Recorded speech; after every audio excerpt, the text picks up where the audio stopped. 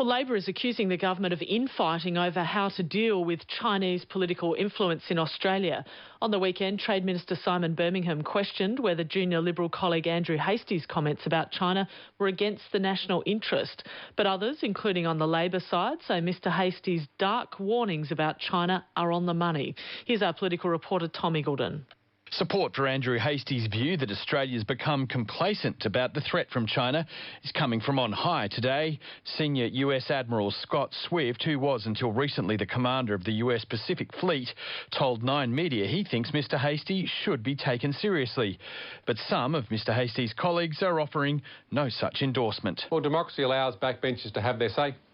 That's the great thing about democracy. Any backbencher is entitled to their view, and it should be seen exactly that, as a view of a single backbencher. That's Junior Minister Stuart Roberts speaking on ABC News Channel this afternoon.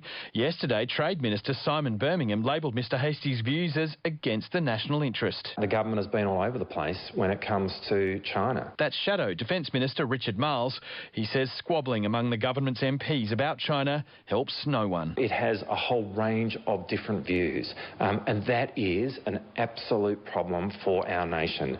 There needs to be a consensus among government as to exactly what its position is in relation to China. I mean, it is absolutely essential that the government resolves this. And indeed, one Labor MP is speaking up in defence of Mr Hastie. Anthony Byrne is the Deputy Chair of the Powerful Intelligence Committee, of which Mr Hastie is Chair. The Australian Parliament shared Andrew's concerns, the Chair's concerns, when he passed foreign interference and foreign espionage laws in June last year. And he told RN Breakfast this morning that the Trade Minister's rebuke of Mr Hastie ignores the fact that Mr Hastie gets regular intelligence briefings from ASIO and the like about China. He should perhaps censure the head of ASIO and other agencies when they talk about the strategic threat.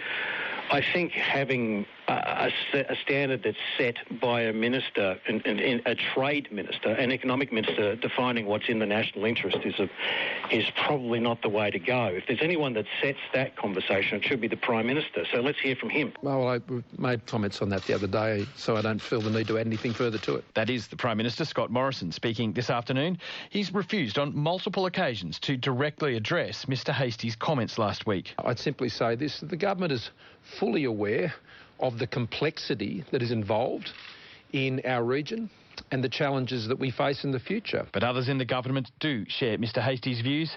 Victorian Senator James Patterson is one of them. What Andrew Hastie was speaking about was really reflecting the big shift in opinion in the Australian political class over the last 5 years about foreign interference of all types, including from the Chinese government here in Australia, and sending a very clear signal that we are a sovereign nation and will stand up for our values. And as for those foreign influence laws passed last year, he thinks they're not yet working as intended, especially the register of lobbyists and influencers linked to foreign governments the laws established. I think it's fair to say that some have been surprised that, for example, the Confucius Institutes on many Australian university campuses, which are funded in part and controlled in part by Chinese government entities, did not elect to register on the foreign interference register. Were you among those surprised? Yes.